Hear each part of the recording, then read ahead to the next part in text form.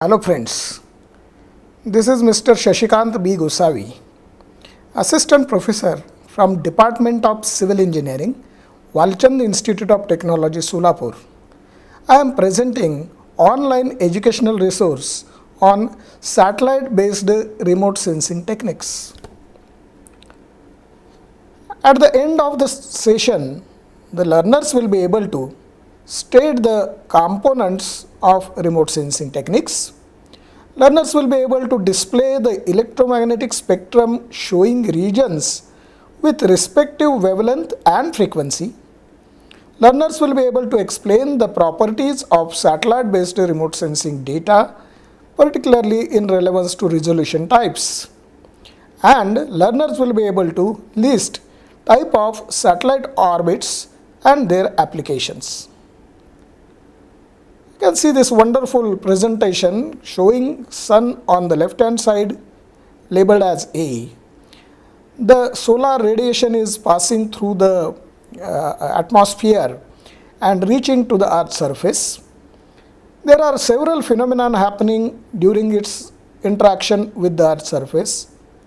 One of them is of course absorption, the second is scattering, and third is of course reaching some part of that to the satellite. The B component is actually corresponding to the interaction with the atmosphere of this particular solar radiation and the energy reflected back to the satellite. You can see component D is a satellite from where the sensors will be interacting with the energy received, and then the data will be processed and sent on the ground at an antenna location. It can be an office which is available at the remote sensing station on Earth. Some part of this particular data will be further processed under the component F, where it will be converted into products like it will be a map, or it may be converted into another processed imagery.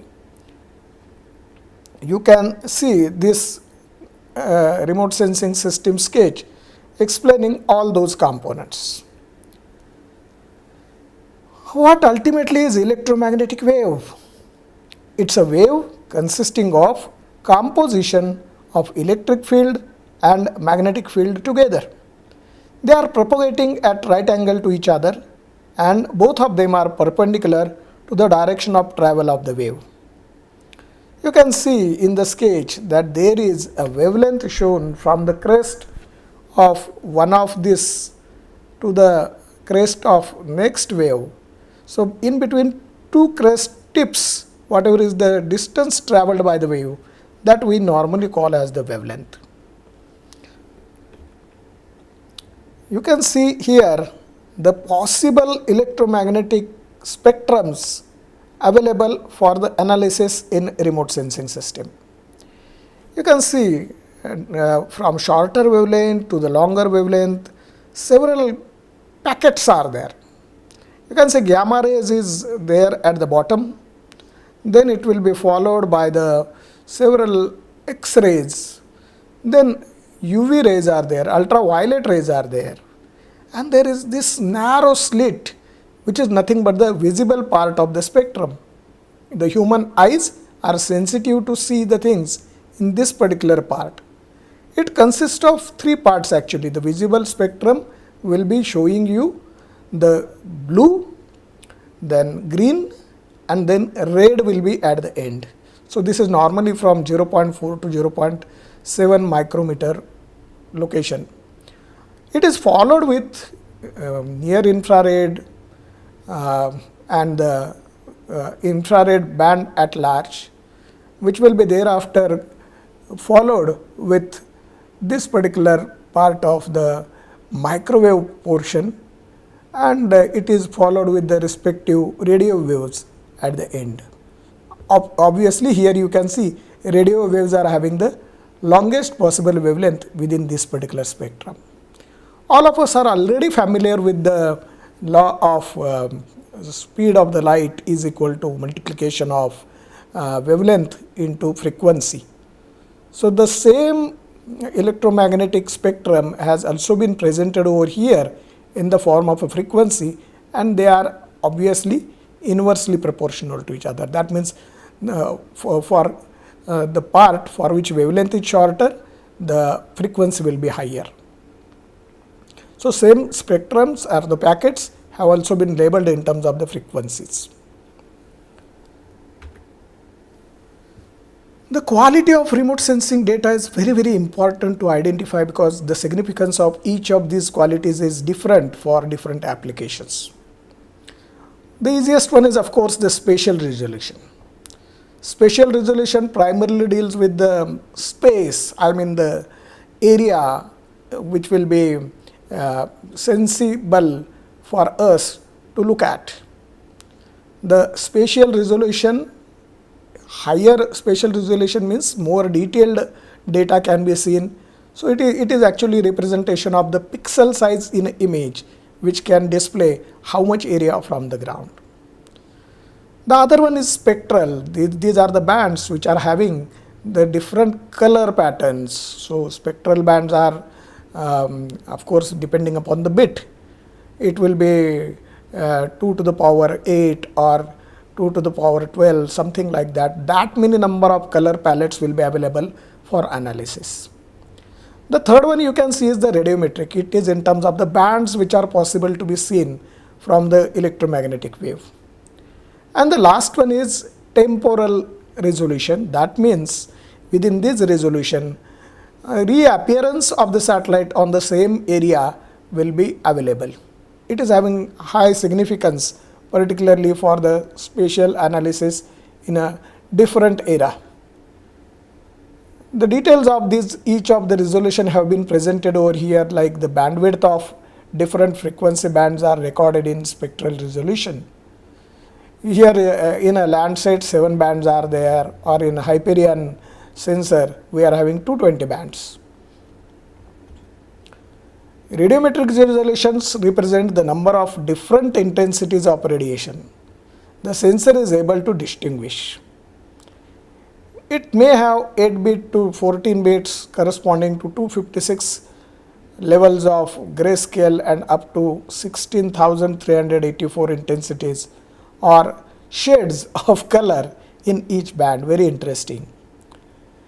It is of course followed by the respected time series studies, for which temporal resolution plays a dominant role, and this is important particularly for monitoring the cloud cover over a given area, or object makes it necessary to repeat the collection at different times. So, time series studies are possible because of the temporal resolution.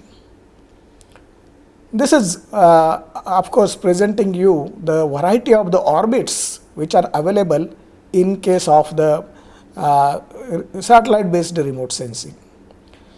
The satellites which are orbiting around the earth are having 3 different classification. One of them is polar orbit.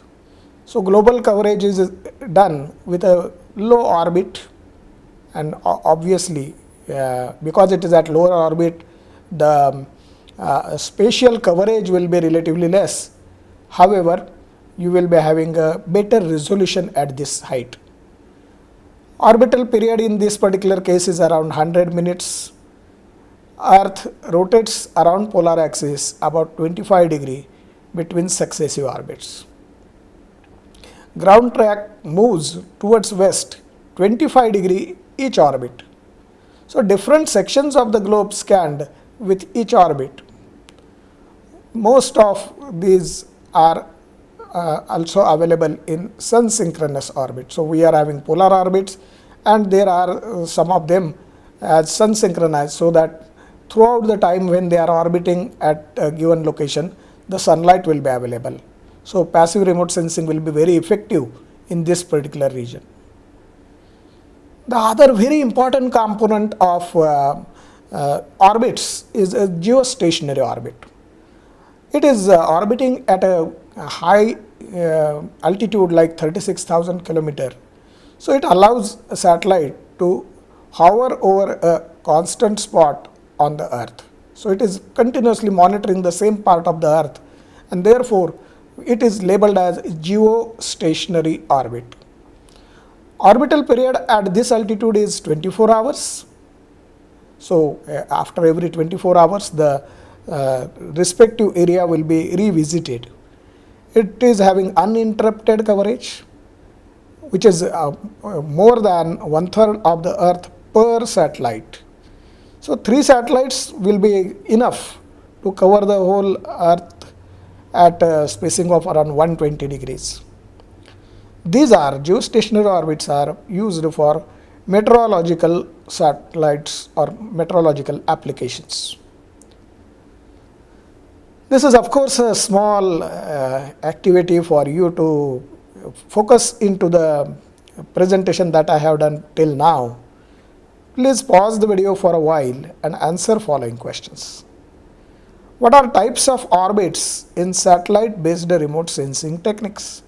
So recollect what was presented by me earlier and come out with what are the different types of orbits. What are the types of resolution of data of satellite based remote sensing techniques? So all those 4 types of resolution you have to recollect and try to share it within yourself. Of course, the answers for these particular things are quite easy, already is covered in the previous discussions. There are 3 types of orbits in satellite based remote sensing techniques, namely polar orbits, geosynchronous orbit and sun synchronous orbit. And the answer of the second part of the question was there are 4 types of resolution, namely spatial resolution, spectral resolution, radiometric resolution and temporal resolution. Here you can see in visual form what exactly is represented by these particular resolution types. The first one is displaying what is meant by 1 meter pixel resolution and 30 meter pixel resolution. You can easily find that 1 meter resolution is giving us clear picture as compared to that of the 30 meter resolution.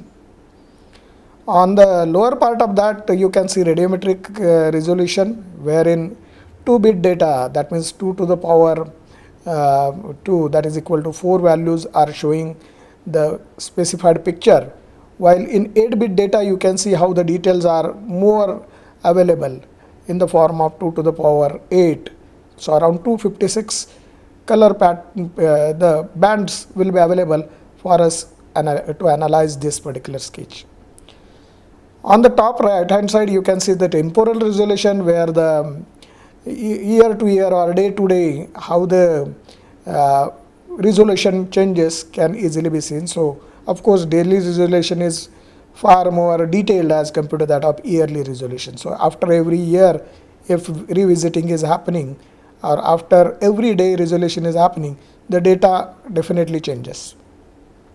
And the last one is of course the spectral resolution, wherein beautiful color patterns are visible to you. So it is a 3-band spectral resolution wherein 3 color palettes are seen, while in the other one 9 bands are shown and therefore colors are more in number. So that obviously helps us in identifying the feature in a more beautiful manner. I have taken the reference of National Program for Technology Enhanced Learning by remote sensing and GIS summary sessions, which were presented in question and answer session by Akanksha Kumari, who is the PhD scholar at University of Queensland, Australia, and Indian Institute of Technology, Delhi, India. I would also give credit to the Wikipedia for using some of the information and the pictorial presentation from them. Thank you very much.